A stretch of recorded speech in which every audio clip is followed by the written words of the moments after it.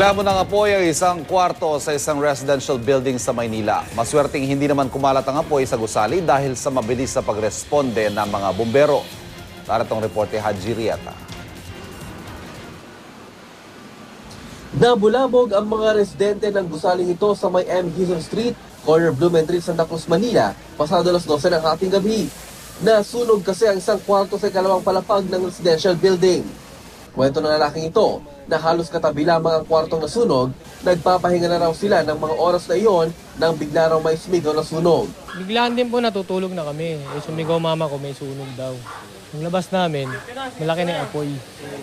Tapos syempre kami, tulong-tulong, buhos-buhos kami ng tubig. Dali-dali rin daw silang humingi ng tulong sa barangay para tumawag ng bumbero. Agad namang rumisponde ang BFP Manila, maging na rin ang mga fire volunteer, kaya napula agad ang apoy.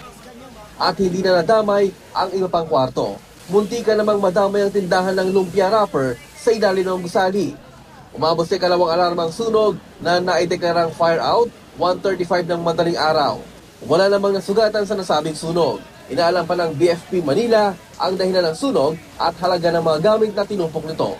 Ito ang unang balita sa Maynila, Haji Riata reporting.